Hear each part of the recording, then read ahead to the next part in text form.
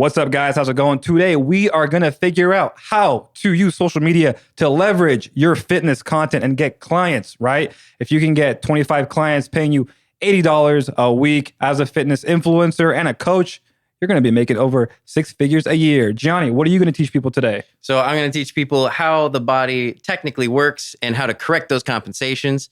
And we're going to go from the ground up. So feet, knee, hip, low back, shoulders, the whole gambit. Let's go. This guy has fixed my body. So I'm so excited to interview Gianni. I used to have a shoulder injury and I couldn't bench 135 without feeling pain. And today I hit 195 for 6 times and I felt no pain, which is dope. Let's go, bro. Right? All you people out there with knee pain and stuff like that, hit him up. He's going to fix it for you. I guarantee it 100%. And if it's not, well, he'll give you everything for free. No, I'm kidding. Calm down. Anyways, this is Hate It or Love It. And today we're going to solve a couple problems like we said earlier, but a lot of it's going to be to talk about marketing, health. So Gianni, give us a 2-minute introduction of who you are and what you do. Sweet. So my name is Gianni Delfranco.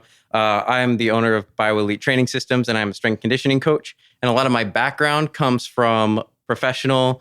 During my internship, worked with Olympic athletes, transitioned into corporate wellness, where a lot of the people I worked with were coming out of physical therapy and back into the workplace. So a lot of the stuff that I saw was coming out of carpal tunnel. If they have shoulder pain because they were mousing for too long, they start having hip pain and their glutes aren't firing right. So I started to look at the body as an overall compensator and then figuring out how that chain works and how to correct it.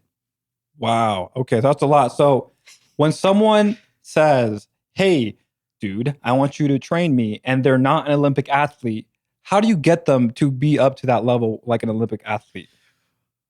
Well, that takes a lot to be like an Olympic athlete. Okay. So if you think about just your everyday athlete, what do we see? We see people going for jogs on the side of the street. We see tons of club softball and baseball and soccer and all these other sports. But these are people that you see going around and they're your everyday desk jockey, like as an engineer, or maybe they are another fitness person. Okay. Maybe they're in any field, but they are still athletes. So we have to treat their bodies like that too. Yep. Okay. So do you feel like how much training does an Olympic athlete go through? Like go to day on how much Olympic athletes go through.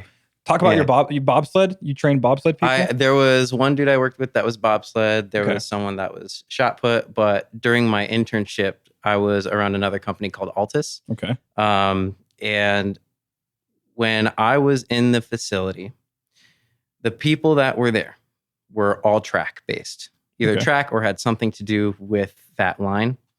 And they'd be working out from like 8 a.m. They might have a track-specific work where they are just working on form for an hour, hour and a half, sometimes 2 hours. Only form? Just form. Wow. Just form. Like, how do you sprint? How do you run? For javelin throwers, how do you throw? How do you get your arm in the right position? How do you get the rest of your body in the right position? It's so technical and it's so fine-tuned. But after that, they might rest for an hour, 2 hours, foam roll, trigger point, open the body up. And then they go for a lift.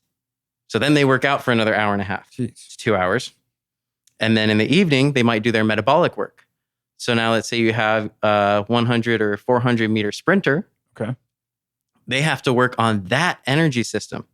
And your energy systems dictate how fast or how much energy you have during a certain period of time and what fuel your body uses to power it. Wow. That's a lot. There is a lot to think about. So that's a full-time job so if you're an Olympic athlete going for gold, it's a full-time job. It's more than a full-time really? job. How many hours? What time do they get up at 5 a.m. and they like do the David Goggins? I want you to think about this. It is a 24-hour job. Really? You have to manage your sleep. Okay. You have to manage your heart rate variability, just seeing how your recovery is day to day. You need to make sure you're eating enough calories because if you're training for 4, 5, 6 hours a day, you have to fuel for it. And some of these people are eating like 8, 9, 10,000 calories a day. So good luck. At that point, so these Olympic athletes are eating 10,000 calories a day. At that point, is it just like work to eat? Like it's just part of the routine, or do they enjoy eating? It becomes routine. Really? So Yeah. it's like not even enjoyable? It's how do you fuel your body and how are you comfortable to get that many calories in? So there's a lot of different tricks that you can do to get enough fats in. When we get down to the calculations, there are a certain amount of carbohydrates that your body needs to fuel your performance. So all of that is math that we have to do Really? on the nutrition side. Yeah. So let's dive deeper into carbohydrates. Yes. A lot of people in Scottsdale do not like carbs, right? Mhm. Let's be honest. So how do you, as a personal trainer, with the facts, feel about carbohydrates? They're fantastic for your body. Oh, I don't care what anybody says. Carbohydrates fuel your system. That is literally what they are made for. Your muscle and your liver store something called glycogen, which is a complex form of sugar. Mhm. As soon as you start moving your body, the glucose in your blood gets pulled in from the muscle tissue. And then as you continue to exercise, the glycogen in the muscle and liver start to break down. And they go into your system and funnel into the muscle tissue okay. so that you can maintain your performance. Once you run out of glycogen, your body has to transition to something else. And that's where fats come into play. Everything works at the same time, Mhm. but there are primary uses based on how much you are doing or how intense something is. And then there's secondary and tertiary uses. Okay. So like, does this give me or the viewer okay to just eat bread all the time? No. Or bagels, right? So everything's like a calculation. Yeah. So let's say someone who wants to put on muscle, for example, you need a 250 to 500 calorie surplus just to start building muscle. And when I say surplus, I mean your base metabolic rate, just how much your body burns laying down, sitting for the whole entire day. And you have to add your energy expenditure through exercise, what we call NEAT, or your net energy. I'm not going to say that one. It's okay. We'll cut that. Neat. Yeah.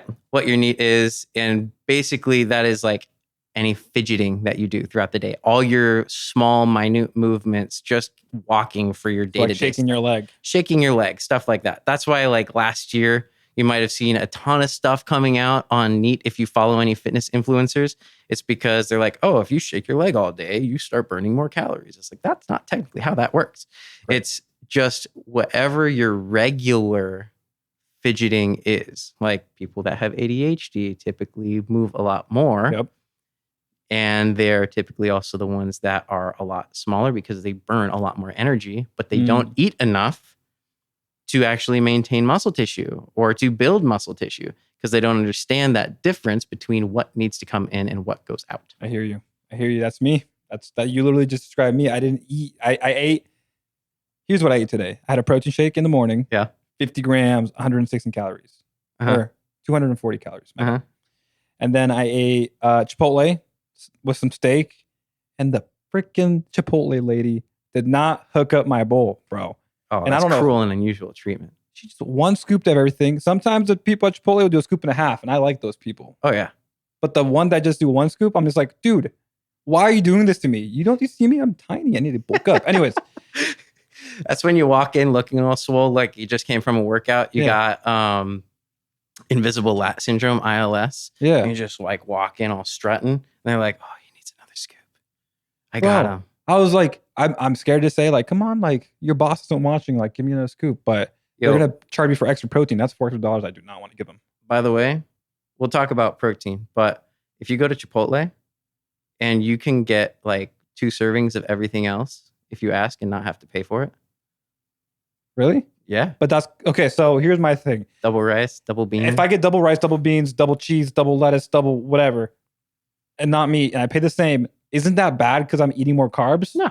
So someone shouldn't be fearful of carbs. No. It is needed. The fear came from a long time ago when, what was it? The ketosis diet originally came out. Okay. And you know what ketosis diet is? When did that come out? Wait, like 70s, 60s, I believe. I need to look at the research again. But so for those who don't know, what is ketosis diet? When it come out and why did the fear of carbs start? Okay, so here's the fun part. The ketosis diet, just as a general basis of what it is, you only consume enough carbohydrates for what everything else has in it, like vegetables and stuff. Okay.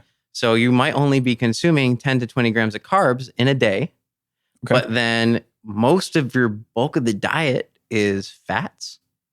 And then protein makes up the rest. So it might be like 30% or 25% protein. You might have 75% fat. Yep. And like maybe less than 5% carbohydrates. Okay. And originally when it came out, the studies was for epilepsy. Okay. Interesting. Because fat in the brain, or if you think about a nerve, they have a myelin sheath. It's like this fatty coating that bulbs all around the axon of a neuron to help increase how the nerve fires. Uh-huh. Well, in epilepsy, there's a lot of stuff that kind of, without getting technical, it muddles a little bit. So things don't fire correctly. But they found when you decrease carbohydrates and increase fat content, that noise kind of quiets down. So they notice less seizures and all that stuff when doing a low carb, high fat diet. Interesting. Here's the fun part. They also noticed a decrease in body composition. So weight dropped during that study. And guess what? Fitness influencers love that. Wow. So this started in the 70s, 60s. Oh, yeah. It started a long time ago. If people were like, oh my gosh, we can lose weight doing this, people will take it. And it doesn't matter what it is. People will take it. And people are much more satisfied on a high fat, low carb diet because the protein's there. It has to be. But if you think about how much I was talking about with muscle being stored in the, or with glycogen being stored in the liver and in the muscle tissue, for every 1 gram or molecule of glycogen, there are 3 molecules of water. Okay. That's 4 molecules being pulled into the muscle or the liver. Now, let's eliminate that. How much weight do you think you can lose off of a ketosis diet when you lose a ton of water because now you're not eating carbs? That's why when you stop a ketosis diet, everything comes back. It's all the water. It's all the water. Really? Yep. So fat loss happens if you do ketosis in a deficit. Yes, that's true. Is it the best thing for your body? No. You'll gain it back? Not just you'll gain it back, but also you're not fueling your body correctly. That's why there's brain fog when you first start. That's why you start feeling like you have low energy when you first start the ketosis diet. But ketosis is named after what the process of breaking down fats are, which is ketones, which is eventually what the brain starts to run on. Wow. Very inefficient. And guess what ketones turn into in the body? Glucose, sugar. Okay. Which turns into? Energy. Okay. So basically, by doing ketosis, you're just making your body work 10 times as hard. As it needs to. As it needs to. So why do that to your body? Just eat a combination of carbohydrates, proteins, and fats so you can fuel your body correctly, have enough brain power, be able to sleep well, and move very well. That's the way, dude. That's the way. So I come to you, like hypothetical. Yeah. I come to you and I'm like, bro, I'm trying to lose weight. I think I should do keto. What do you say? What do you say to those people? I ask why. Why? That's your main question. Why? That's my main question. And they say, I just want to lose weight. Okay. Is there a purpose why you bring up ketosis instead of all of the other diets out there? You just say, my girlfriends do it. My cousin's doing it. They lost 20 pounds. Like, it's great. Like, I see everyone lose weight. Are they still doing it? And then they go, I don't know. Right. They just literally don't understand keto. Exactly. Right? So the biggest thing that I do when someone comes to see me is educate. Oh yeah. And you do a good job at that. Thank you. Whenever someone asks me a question like, should I do keto? Or I heard like the carnivore diet. I want to shoot my foot so many times. Let's jump into that. Why do you not like the carnivore diet? It's the same thing. Same thing as keto, but more protein or too much protein, or?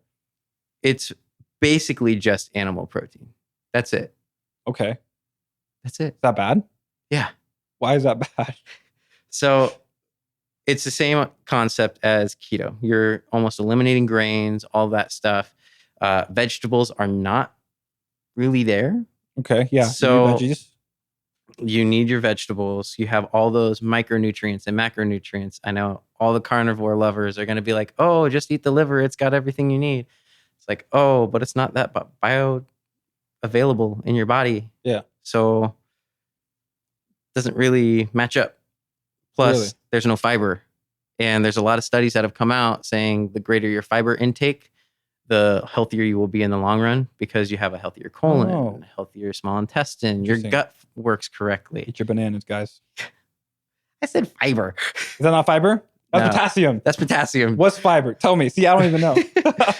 So you think about those complex grains. Yeah. Like we got brown rice, the whole grain breads and stuff like that. Quinoa is really good. Oatmeal. Stuff that is more it's so good. Chia seeds, nuts and seeds, all of that stuff, all the plant-based stuff is where you get your fiber. You don't get fiber from animal meat. A question. I saw this video, went very viral. Oh, God. It says, do not eat oatmeal in the morning because it takes away all the nutrients you get from the rest of the food and it makes you sleepy. How do you feel about that? Because you just said oatmeal gives you fiber. Are you trying to make me cry on this podcast right now? I'm not trying to make you cry, bro. I'm telling you something I saw. It's very true, though. No, people do bring up a lot of stuff. And I will tell you why. This is the fun part with social media. If it brings a lot of like animosity or something that's different from the norm that people haven't heard of before, they flock. Oh, yeah. So hard. So I could be like, hey, eat your bananas. It has tons of fiber in it. And I'm going to get attacked. But it'll get tons of views. Yeah, that's not like what you want to portray though. That's not what you want to portray as a professional person. So, trainer, there you go. When you take a look at everything with nutrition, everything, it is actually so much more simple than people make it out to be. Really? So much more simple. All those little nuances really only come into play if you have like serious health conditions. And that's when you don't see a nutritionist. A nutritionist is not properly educated on those small nuances. On nutrition? You have to be a registered dietitian.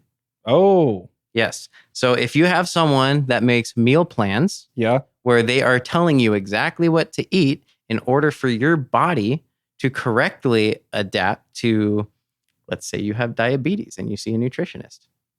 They are not supposed to write you a meal plan. That is not technically legal. Oh, it's not legal at all? No. They're breaking the law out there. So the fun thing is with Arizona. That's wild. Arizona, it's fine. Oh, in Arizona's fine? Which is a bad thing. Why is it bad for someone who is a nutritionist to write diet plans? Why is that bad? If I tell you something that is not true or I wasn't able to do enough intake on you, and let's say you get hospitalized because of the nutrition. Oh. Bro, honestly, That's you could tell me bad. to eat whatever and I will listen to you. That's how much I listen to you, bro. You're like, Brandon, eat 100 grapes every day. And I'm like, oh, I got to eat 100 grapes every day. Yeah, I don't know. So there's a difference between like you coming to me and being like, I have diabetes. I'm a type 1 diabetic.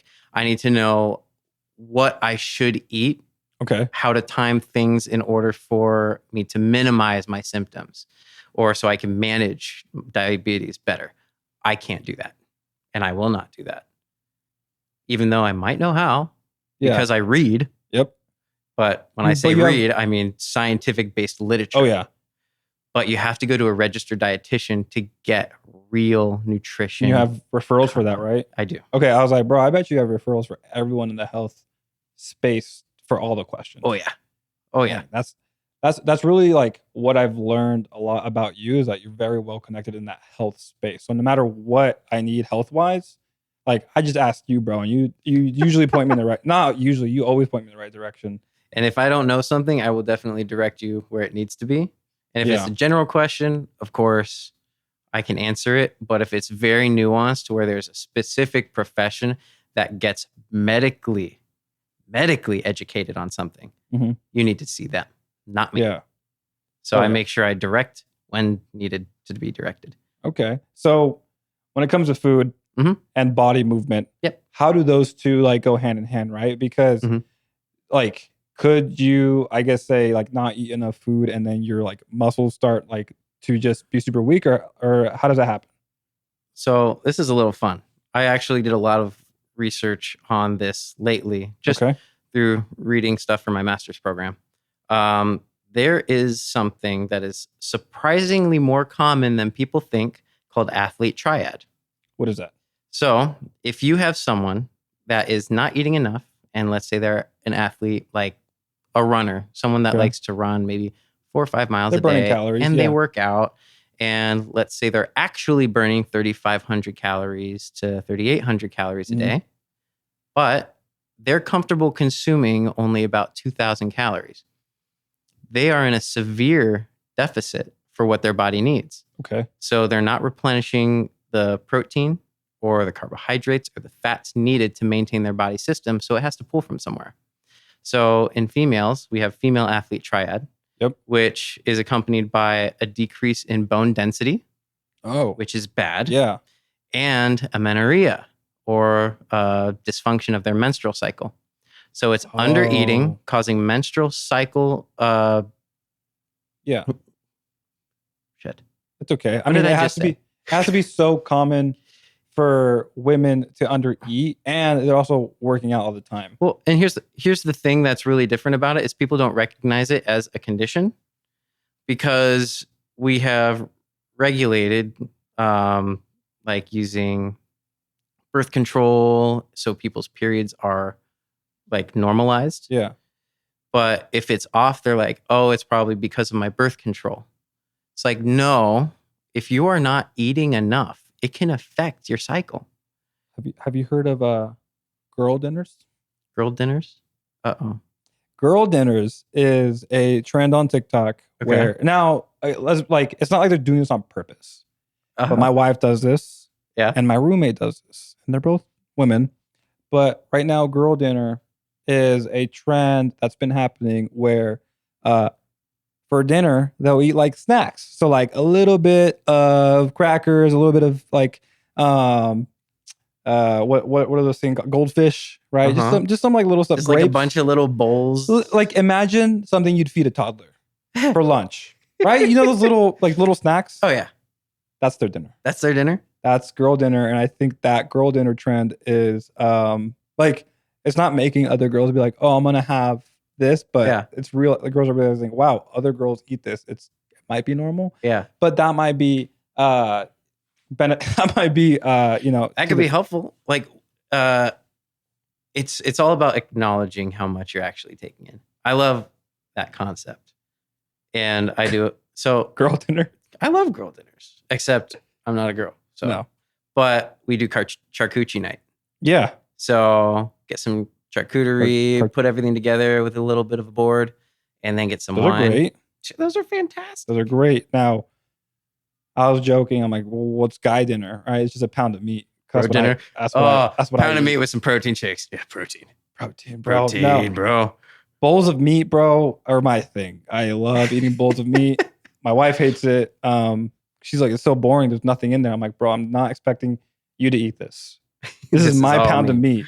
Yeah. Go eat your girl dinner. This is my guy dinner. So you talked about girl triad. Mm-hmm. What about guy triad? So athlete triad, yes. Well, one, we don't have menstrual cycles. We don't? No. Fuck. Sorry to break the news to you, bro. So when it happens in guys, we actually start to see a drop in testosterone. That happens in women as well, which testosterone is important for muscle growth. That's very normal right now. Yes, it is. Low. Which is why you see a lot of like hormone replacement therapies. It's, like I said, athlete triad for both genders is much, much more common now than it ever has been, which is not great, but it all has to do with people not understanding how much to put into their body. And also thinking mentally, I don't need XYZ. Like, I don't need carbohydrates. I'll eat more fats. Or fats are the devil. I need to just eat carbohydrates and protein. Or I will only eat protein. Screw the other two. Like, people start to seclude specific macronutrients because of all these different fad diets and trends. And they find something that they think works for them. And then they get shown the light and see how much more energy they have when consuming everything together. Oh, yeah. And then they start to wean out of their old nutrition strategy. Man, I just like social media takes these fads and like pushes it to so many more people. And like they'll watch a 60-second clip and they're like, this is my personality now. I'm going to do this. Right. Mhm. And it's great for the person that wants the views and stuff like that. Because like when you do put out new information out there, it will do good on social media, right? New information that like, it's not very common, but when it's mixed with bad information too, it also raises it up, like you're talking about earlier, because people are going to comment on that. And when people are commenting on that, it boosts up the algorithm. So how do you feel about all the misinformation going out there right now? And there's a lot. You can't just pinpoint one. So like just generally, like what should someone be aware about when they're on social media taking health advice? So the first thing, whenever you see something, make sure you back it. Yeah. Or find someone that does have a PhD and follow them. So I should not be taking tips from an 18-year-old swole boy on how to get bigger arms? No, because they're probably juicing. Oh, yeah. If they look jacked and they're 18 years old. Are they like, how do they even get, I don't care. Okay, keep yeah. There's a lot to that world, but it is much more common than people think, taking PEDs, performance enhancing drugs. Yeah. Interesting. It's Parents, much more common. check your check the lockers. Check the lockers. Yeah. I don't even know what to check. I don't know. It does get pushed sometimes. But really? Yeah. If you think about athletes that want to make it big, they juice. It gets pushed. It's not natural? Sometimes. Not every case, but sometimes. How about the athletes you've worked with? 50-50? Can't tell. You can't tell. Can't tell. When they're at that level, there are people that are natural and are just remarkable athletes. There's a moment when they are tested and they have to show that they have nothing in their system. I'll give you one example. Nothing, like no alcohol, no weed, no performance enhancing drugs. Okay. Which like I think you still get cocaine technically is a performance enhancing drug. Really? I bet, bro. Yeah. Dude, some guy, before you get your point, I was at a party. I was looking at my buddy's tattoo and some guy out of nowhere like punches me in the head. What? And I was a little drunk. So I look at him and I'm just like, bro, why'd you hit me? And I didn't feel any pain, but then all these guys started jumping on him and he had 5 guys on him and he was still up. So the 6th guy came. It's like Cocaine Bear. Literally like Cocaine Bear, bro. So I was like, that's what cocaine does? Like, I'm never doing that. Ever, bro. I was like, that is wild. So it is a performance enhancing drug. Like, I see why that is. Yes. But like, so if we take a look at, and I'll just bring this up with the NCAA, did you know that caffeine is technically a banned substance? Really? Yes. Wow. So because it has been proven to be a performance enhancer to that level that works really well, but there's a certain level that you can take. Focus. Okay. Increase in blood flow so they can actually move for a longer period of time at a higher rate of power. So let's say you take a sprint. Let's say someone starts gassing out at 200. If you take caffeine, sometimes that'll extend past that. So you can extend how long you can perform at a higher power output. It's wild. Interesting. But wow. With caffeine, they do urine tests to see how much is in your system before a game. Bro, I'd lose. Dude, I would lose. There's a certain level based on your body weight, but it is something you have to acknowledge. There's a lot of PEDs out there. And some of them are just everyday caffeine. We drink coffee, we drink tea that has caffeine in it. But for the NCAA to have it be a banned substance, because it does work. Wow. It is wild. Wow. So when I say performance enhancing drugs or substances, like banned substances, there's a wide variety that people don't know about that are more common than we think. Okay. It's not just like, I'm going to shoot myself up with some tests. I'm going to get some D-ball. It's not like that. What I used to do is I used to work at a coffee shop. I can get double shots of espresso like for free, for nothing. So I would drive to the coffee shop on my way to the gym, pound the double shot of espresso and go to the gym. And actually it worked out and I never had to buy any pre-workout. So for a whole year, my pre-workout was a double shot of espresso. Is that bad? Is that good? I mean, And also, I had nothing in my stomach, no water, no nothing. So is that like having? oh, that'll make you feel it. That'll make you feel it real good. Does that like spike up my stress levels too because of the cortisol, or like what does that do? So if you think about how your adrenal system works with epinephrine and norepinephrine, that is like the first thing that kind of kicks off the system. And yeah, shoots cortisol up, everything rises. But fight or flight. So it's sympathetic nervous system versus parasympathetic. Parasympathetic is your rest and digest mode. Okay. So when you're trying to fall asleep, that's what we need. But caffeine kind of flips it. It puts yourself in your body into a sympathetic state. So if you're trying to fight, flight, work out, that is the state that caffeine naturally puts you in.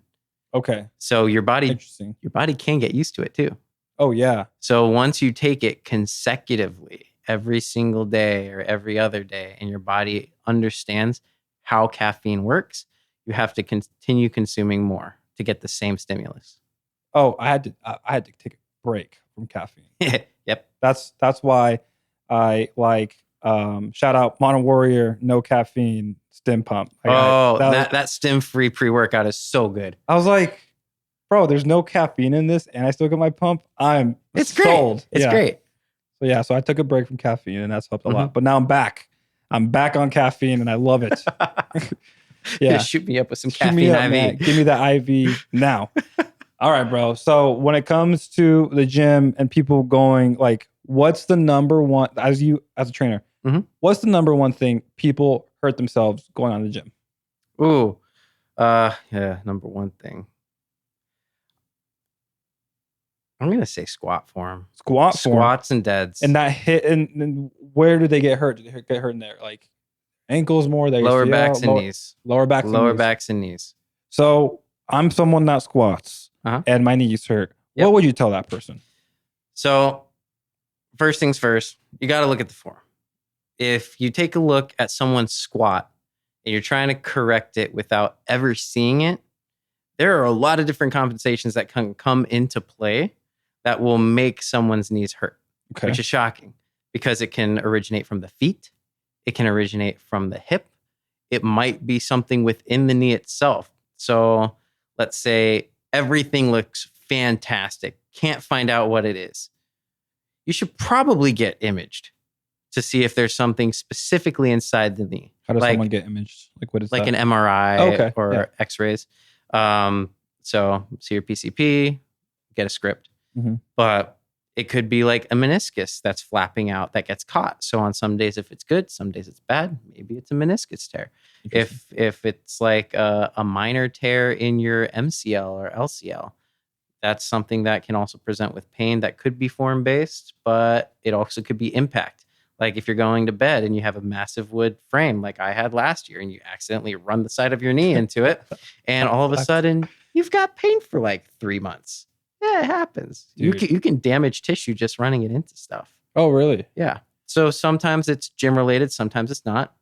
Most of the time I see it with movement compensations. So with your expertise, you're saying if someone's back is hurting when they work out, or they have knee issues when they work out, you're saying look at your form, and if your form's fine, go get the MRI. Or what? I wouldn't just say like check your form. I would have a licensed professional take a look at your form. Because if it's just a general person, take a look at the form, they'd be like, oh yeah.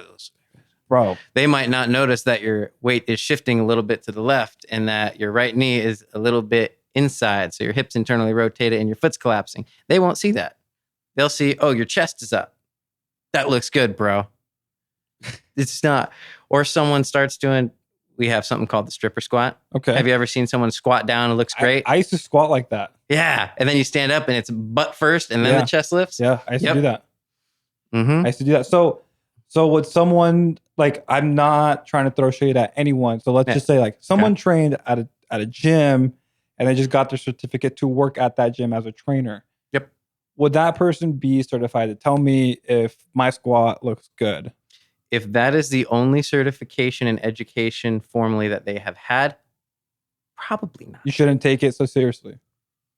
Because I've been with you for about 2 months, maybe 3. Time just flies with you, bro. Yeah. And based off what I see at the gym and I see what other trainers are doing, I go, that's wrong. And It scares me. And you would cry. Dude, I cry a lot. I gotta be honest. I cry a lot. I go on social media, I cry. I go into a commercial gym, I cry. It's a lot. What's the main exercise? So you're saying the main exercise that people hurt themselves are squats? It's squats and deadlifts. It's the two major ones that you can load a lot of weight on, and people will typically ego lift. They'll try and put as much weight onto it as possible. There's other exercises that you can ego lift and be pretty safe on, like a leg press. Yeah. But that's because your spine's not involved. It's whenever you have something called axial loading or loading of your spine, that's when we start to see a lot of compensations happen. Because if your core is not working well, then your hips aren't working well. If your hips aren't working well, then we know the knees and the ankles aren't really doing much. And let's just say you sprained your ankle when you were in high school, like a really bad high ankle sprain, and never really got it PT'd because you thought, oh, it's fine, I'll just walk it off. Yeah. How common is that in sports now? Wrap it, yeah, and you can go back on the field. Happens all the time because people don't want to miss field time. No. So later on, like 20 to 30 years later, they might still have this collapsed arch on one side. That knee goes in and the glute hasn't been functioning correctly. It still fires, but not as much as your hip flexors or adductors now. It doesn't work. Is that hard to fix? No. You can fix that easily. You can fix positions easily, but it will always take attention.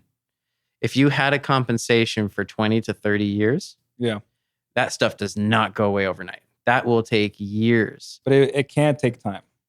Like it will take time to fix it, but you can fix it. You can fix it. Okay. Now, you might be able to decrease the pain associated with that compensation faster than the compensation could actually fix. Yeah. Okay. That makes sense. So why do you think so many people hurt themselves? Like they were an athlete.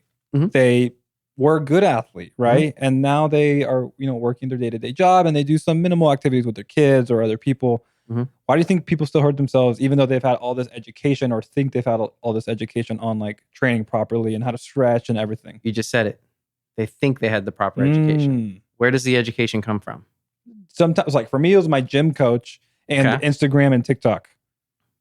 Instagram and TikTok, again, like I said earlier, make me cry. But a lot of people focus on the wrong things. Or even if there is a cue that they use and it is good, how do you know that you're doing the cue correctly? Okay. If you are not observed by someone that actually understands how the body is supposed to function as a whole, not each individual joint, but as a whole, then you're probably not getting the right education. And there are sources that you can go to and reach out to and learn from better. So how do you do that as an online personal trainer? Let's say I'm in Oregon and I hire you. How do you do that for me? Video calls. Really? Yes. So typically, like I've got some people in California, Michigan, and we do video calls to see how their movement is initially. So in the consult, we do a movement analysis, overhead squat base. So they just set their tripod up and you tell them exactly how to do it? Mm-hmm. Okay. Not exactly how to do it because I want it to be an assessment. Yeah. So I tell them the general movement. I show them real quick what I want to see. And then I see how they naturally move their body. If I try and tell someone how I want them to move their body, like when you squat down, I want you to make sure that your knees are out and your ankles are rolled. Yeah.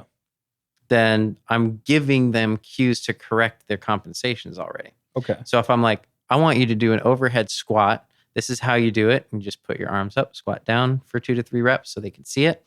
And then they go to do it themselves. That tells me how their body moves. Then they send it to you. I just see it. It's live. Right there. Yep. Oh, okay. Yep, I see it live. Because maybe they're like, that wasn't a good one. I'm not going to send that to him.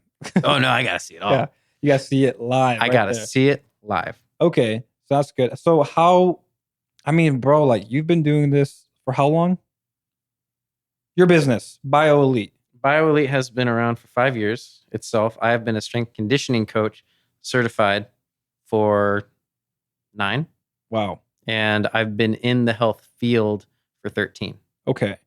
So if someone's just starting their not their personal fitness journey, but like they want to do health and wellness. They want to be a trainer. Mhm. They want to get clients. What can they do? Like their first 5 clients. What did you do to get your first 5 clients? So network. Network. It's all about networking. It's all about the people that you know, the people that you know around you. And if you have, like in fitness, something that's really important now is having a niche. If you know the person that you want to work with, you need to target that specific person. Like, So like, give them a name, give them a hair color, Oh. give them a body type, like athletes.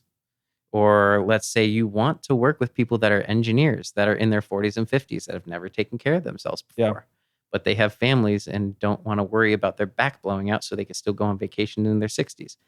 That is one person that is a very niched aspect. So if you are getting into fitness, then first educate, learn, get an internship, learn from someone who's been in the field for a while. And then they'll teach you kind of how they got their clients at first, how to niche in. And you'll start to meet people that are like, oh, I didn't know you're a fitness coach. I have a friend that blank. Yeah. So then it's all about who you know, who you talk to, what networks you're around, trying to find other networks, all of it. So you got your first 5 clients through networking. And I'm assuming you also got those first 5 through your internship as well? Or around somehow like that? No. Okay. No. After my internship, I worked with that same company. Okay. I took the internship with. Some of them that I was training with wanted some additional coaching on the side. So I worked with them. And from those people, they referred me to some of their friends. When I was with that company, I wasn't able to work with their kids. Their spouses weren't able to come in. So I actually worked with maybe the person's wife. Or their kids that were athletes that needed some work. Okay. So I started working with a lot of different people just through that small little network that I knew. Mm-hmm. And then that expanded from there. Dang. Okay. So tell me about your biggest client success story. Like, what was the worst? Like, where were they at, and where'd you get them to? Ooh, I got 2. Can I give you 2? Give me 2, bro. Okay. So first one, awesome dude. He was a high school football player. He was pulled in at UC Berkeley, Cal, to be their defensive lineman, Brett Johnson, number 90. Mr. Johnson. Dude is a freaking unit. Okay. He was wrestling and playing football. Wow. And they wanted him to gain some weight. I was like, cool. How much? They're like, they want me at around 260, 270. He was at 225 pounds. So we 45, that's 45 pounds. Guess how much time we had? 3 months? Yeah. 3.5 months. Oh, wow. 3.5 months. So we got him to 280. We also decreased his 40 time. He lost 0.2 of a second from his 40. So he was at, I think it was 5'1", and he went down to 4'9". Dang. He increased his vertical jump, increased his broad jump. So we overall increased his performance while increasing his overall mass so he can perform at the college level. Did you just feed him pancakes? What'd you do? Dude, he ate it. I just shoved food down his mouth. He funnel. just ate everything. Yeah. We had him at a very high surplus, but he needed it. Oh, yeah. But when you're doing that, your intake has to kind of match what your goals are. So let's say you're trying to increase your performance, you're trying to increase your speed, but you also have to gain mass. You have to do all those movements in order for your body to understand that it can handle the mass gain. Interesting. Okay. So plyometrics, sprints, heavy lifting, all of that stuff that revolves around your body's movement explosively has to be maintained. Interesting. And then you can get even stronger. Wow, dude. Okay, so that's Mr. Johnson, number 1. Boom. And you fed him a lot. Okay, number 2. Number 2 is actually a very fun client that I have now. She doesn't want her name mentioned, but she, very sweet lady. Okay. Very, very sweet lady. She did not want to have the posture like her mother. I see. Her mom has a big S spine. She did not want that to happen. And it just happened over time to where she just started collapsing into her seat and being more comfortable there. So she wanted to work on posture. She was having pain in her back, in her knees, everywhere. We've been working for 2.5 months. She doesn't have knee pain. Nice. She is a little hypermobile, so sometimes the knee kind of moves a little bit. Yeah. And then it's just like a quick little thing, and then it goes away immediately. Good. No lower back pain, no hip pain anymore. She doesn't have any shoulder pain or neck pain like she used to.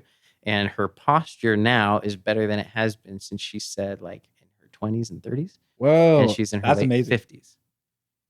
She's feeling better than she was in her 20s. Yes. You did that for her in 2 months. Yep.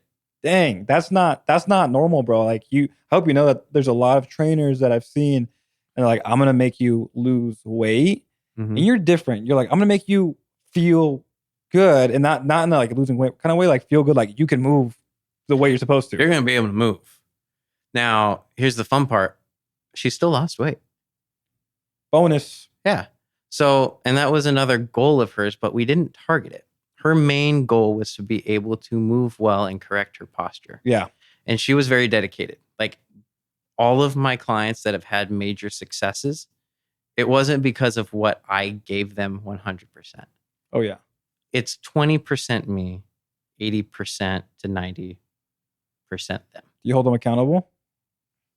Oh, yeah. A little bit. Okay. I mean, you hold just enough to push them. You hold me accountable. That's why I like having the online coaching, because Yeah. I can see when they do stuff. And if I notice they're not, I nudge them.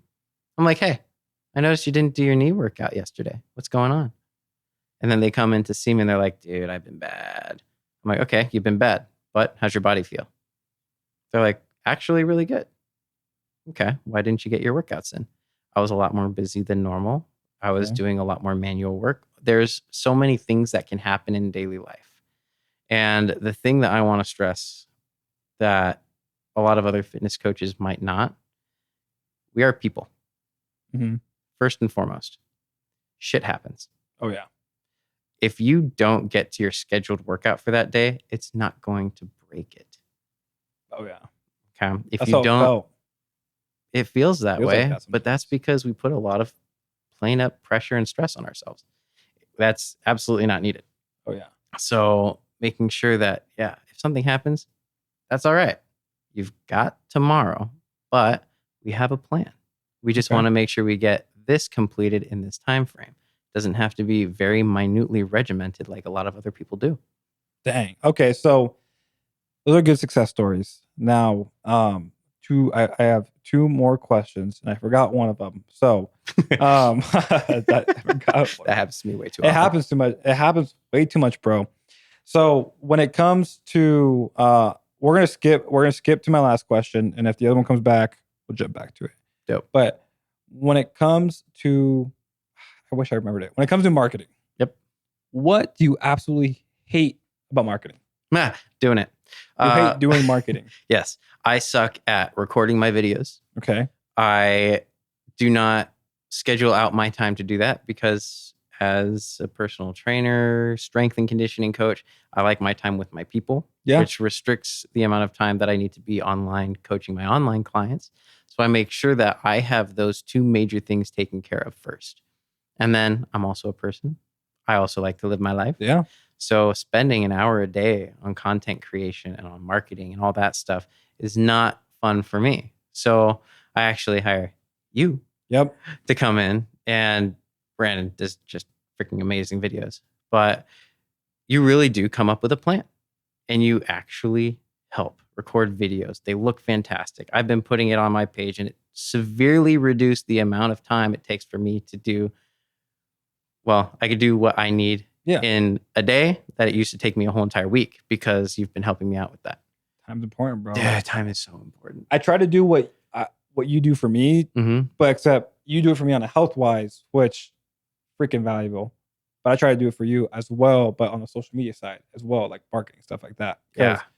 For me, I'm just like, bro, like I know you can get a lot more leads and clients if you just keep putting yourself out there. Exactly. Right? Stuff like that. And also, one thing that I've been sharing with people is start targeting areas. So like I said, for you, like for you, like you want to hit Scottsdale. So type in hashtag Scottsdale, hit that hashtag on the Instagram location button, and then comment on like the top 5. And if they're too big, comment on like the bottom, like the next 10-ish, and just do like, yo, what's up? Like great post. Like it's gotta be a real thought, though. It can't just be fire emojis. Mm-hmm. And that way, if they like it, if they comment back, message them and just be like, hey, I like your post. Like, thanks for replying. Just something like that. Keep the conversation going. But if they have good influence, get them on your page. Like, yo, do you want to do a workout together? Do you want to, like, for fitness, this is crazy because you can do a workout with someone and, like, if that's their thing, then they're going to take a free workout with you no matter what. And if not, if they're weirded out by it, that's fine. It's literally sales. Like, it's just whether they're interested or not. So that was one little tip I've been seeing is hit the location on the hashtag. It can literally be any city, like Eugene, Oregon, Portland, Oregon, Northridge, California, whatever it is, Tempe, Arizona. Brilliant. Yeah. Just hit that location and do a community management with those people. Because if you're the top fitness person in Scottsdale, which very hard, but I think you can do it because there's a lot of fitness. So many fitness people here now. Out of all of them, it's Scottsdale's the one that's the biggest one for fitness. But if you can be the number one for Scottsdale or the top 10, you're going to get a lot of people that follow you that are in the Scottsdale area. Because what I've noticed in the big city is not a lot of people like to leave their area. It's very true. I like to leave my area. So I like going all over. So, okay. So what, I remembered my next question. I'm going to save it. Okay. What do you love about marketing? Ooh, one, I love getting information out there. Okay. I love talking. I love educating. And marketing helps get me a farther reach. So there's a lot of crap out there. And I want to help correct it. I want to help fix it. So marketing gives me a platform to actually have that voice. Okay. But if I'm not able to get enough reach, that doesn't quite matter, does it? So you still have to have those techniques in order to get your voice heard.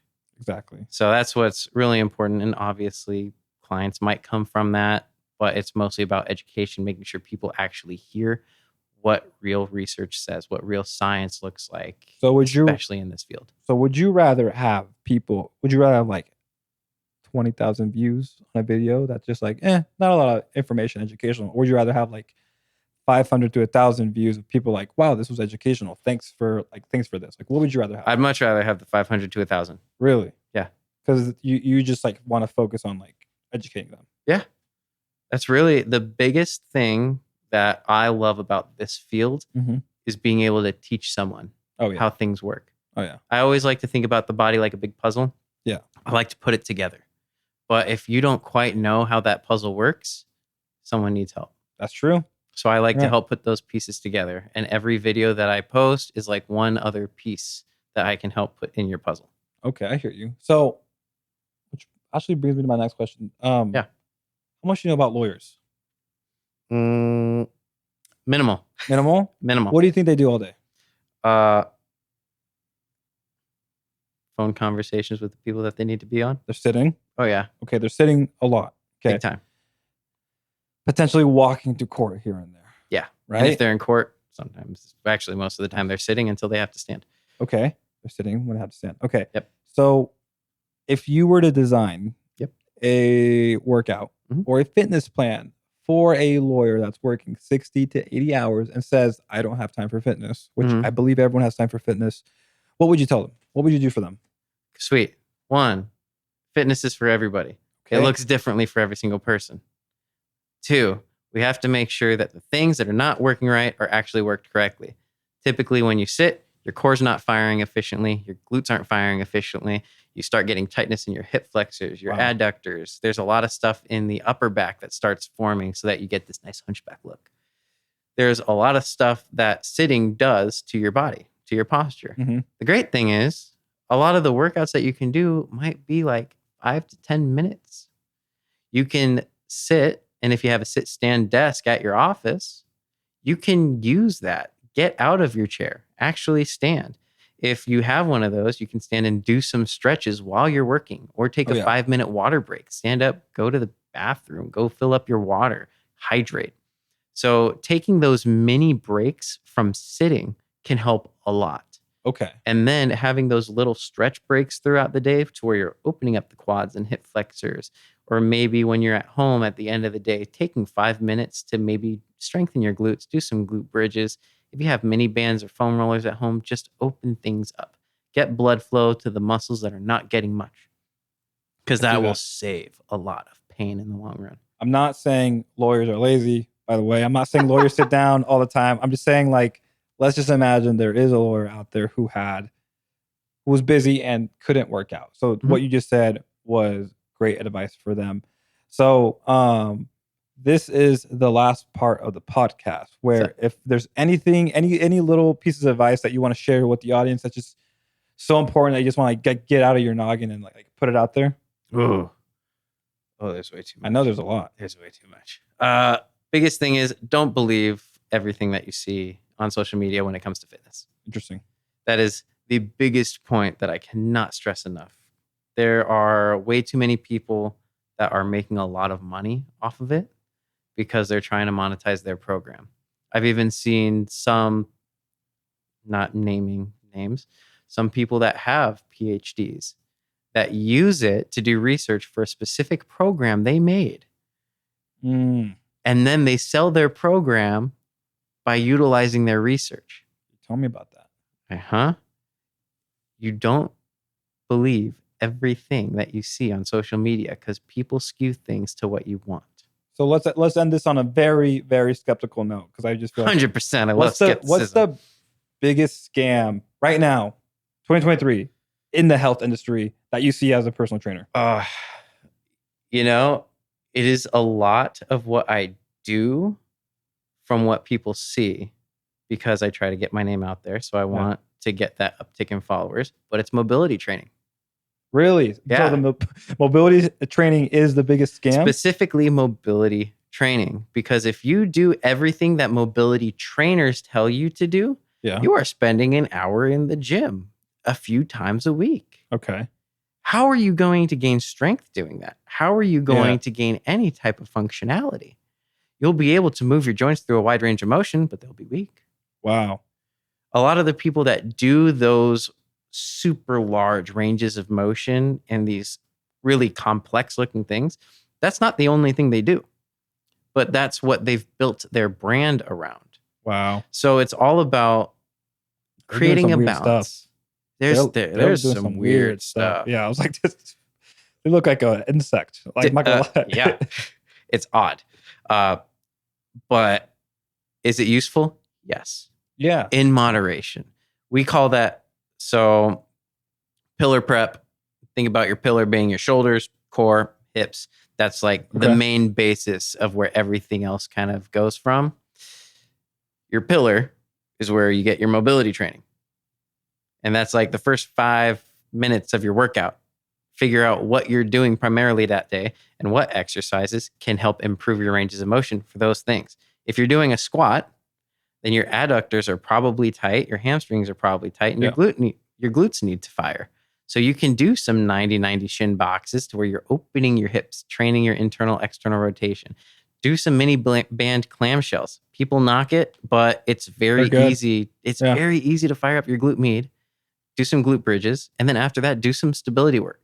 Single leg RDLs, something that's very